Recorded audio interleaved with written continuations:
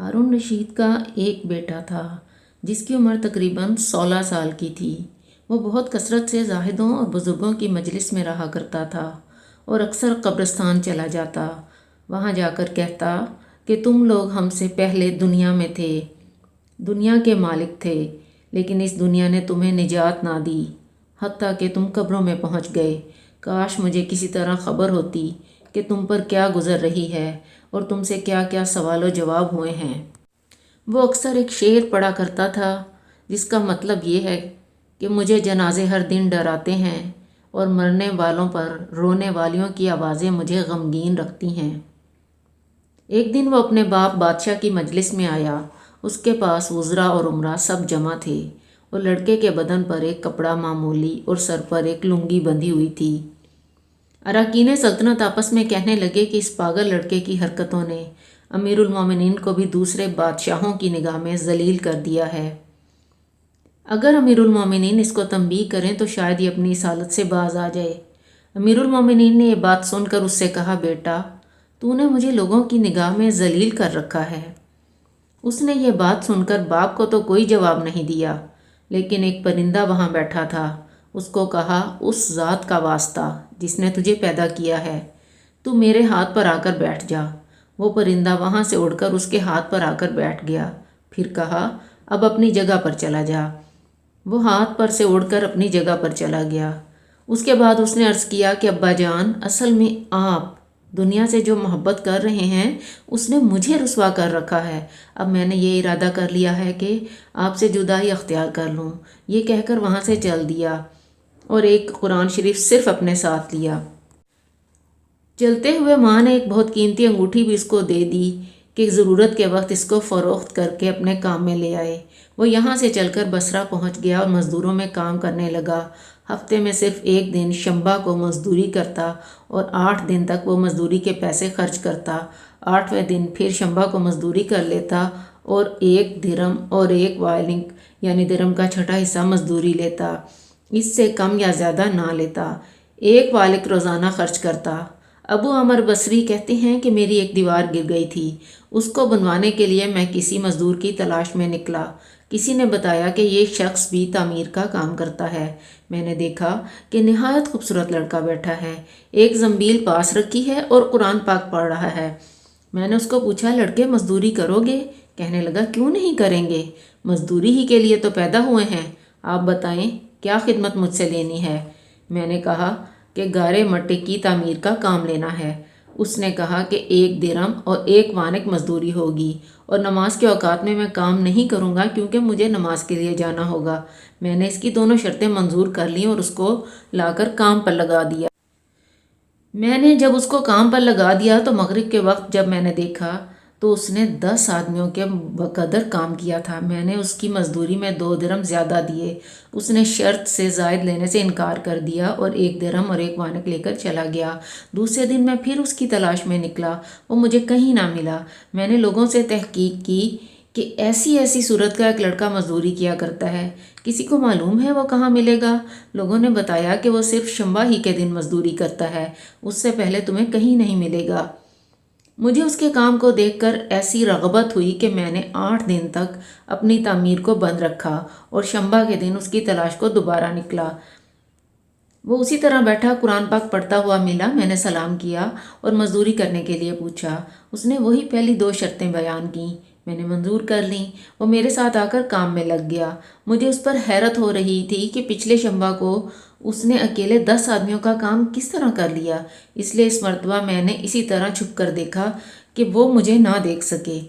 उसके काम करने का तरीका देखा तो ये मंजर देखा कि वो हाथ में गारा लेकर दीवार पर डालता और पत्थर अपने आप ही एक दूसरे के साथ जुड़ते चले जाते। मुझे यकीन हो गया कि ये कोई अल्लाह का वली है और अल्लाह के औलिया के कामों की गैब से मदद होती है।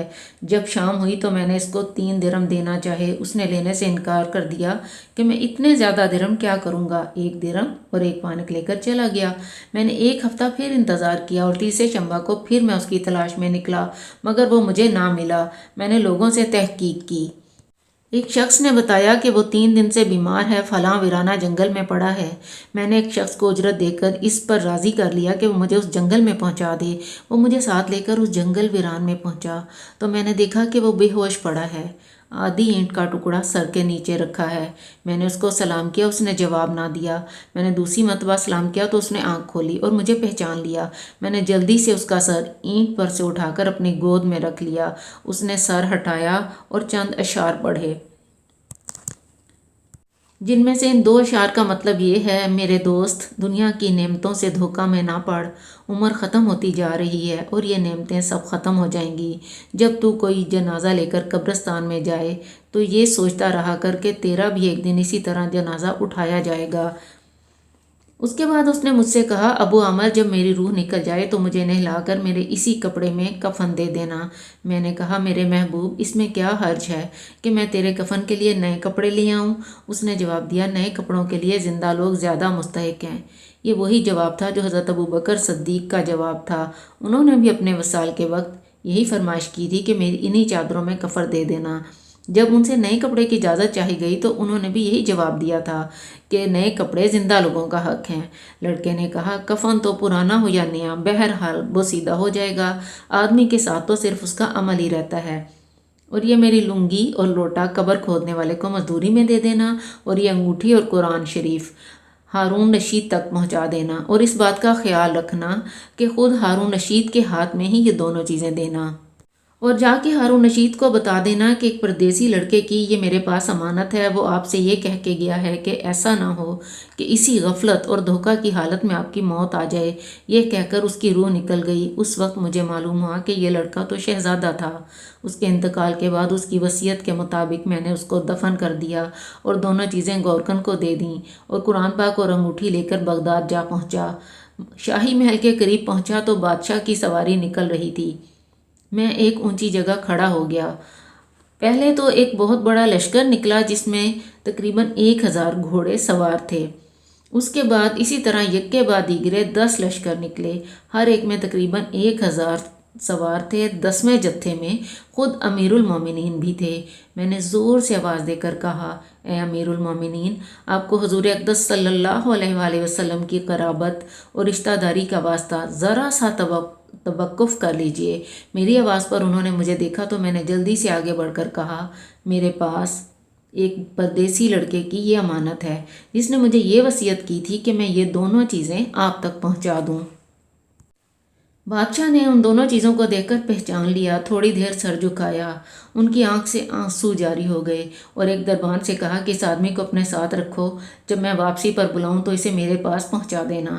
جب وہ باہر سے واپسی پر مکان پر پہنچے تو محل کے پردے گرا دیے اور دربان سے فرمایا کہ اس شخص کو بلا کر لاؤ، اگرچہ وہ میرا غم تازہ ہی کرے گا۔ دربان میرے پاس آیا اور کہنے لگا کہ امیر المومنین نے بلایا ہے، اور یاد رکھنا کہ امیر پر صدمہ کا بہت اثر ہے، اگر تم 10 باتیں کرنا چاہتے ہو تو صرف 5 کہنا۔ یہ کہہ کر وہ مجھے امیر کے پاس لے گیا۔ اس وقت امیر بالکل تنہا بیٹھے تھے۔ مجھ سے فرمایا کہ میرے قریب آ جاؤ۔ میں قریب جا کر بیٹھ گیا۔ کہنے لگے، تم میرے اس بیٹے کو جانتے ہو؟ میں نے کہا، جی ہاں، میں ان کو جانتا ہوں۔ کہنے لگے، وہ کیا کام کرتا تھا؟ میں نے کہا، گارے مٹی کی مزدوری کرتے تھے۔ کہنے لگے، تم نے بھی مزدوری پر کوئی کام اس سے کرایا؟ میں نے کہا، جی ہاں، کروایا ہے۔ کہنے لگے، تمہیں اس بات کا خیال نہ آیا کہ اس کی حضور اقدس صلی اللہ علیہ وآلہ وسلم سے قرابت تھی کہ یہ حضرات حضور نبی پاک صلی اللہ علیہ وآلہ وسلم کے چچا حضرت عباس رضی اللہ عنہ کی اولاد میں سے ہیں؟ میں نے کہا، امیر المومنین، پہلے اللہ جل شانہ سے معذرت چاہتا ہوں، اس کے بعد میں آپ سے معذرت خواہ ہوں۔ مجھے اس وقت اس کا علم ہی نہ تھا کہ یہ کون صاحب ہیں۔ مجھے ان کے انتقال کے وقت ان کا حال معلوم ہوا۔ وہ کہنے لگے تھے کہ تم نے اپنے ہاتھ سے اس کو غسل دیا؟ میں نے کہا، جی ہاں۔ کہنے لگے، اپنا ہاتھ لاؤ۔ میرا ہاتھ لے کر اپنے سینے پر رکھ دیا اور چند اشعار پڑھے، جن کا ترجمہ یہ ہے: اے وہ مسافر جس پر میرا دل پگھل رہا ہے اور میری آنکھیں اس پر آنسو بہا رہی ہیں، اے وہ شخص جس کا مکان یعنی قبر دور ہے لیکن اس کا غم میرے بہت قریب ہے، بے شک موت ہر اچھے سے اچھے عیش کو مقدر کر دیتی ہے۔ وہ مسافر ایک چاند کا ٹکڑا تھا، یعنی اس کا چہرہ جو خالص چاندی کی ٹہنی پر تھا، یعنی اس کے بدن پر۔ بس چاند کا ٹکڑا بھی قبر میں پہنچ گیا اور چاندی کی ٹہنی بھی قبر میں پہنچ گئی۔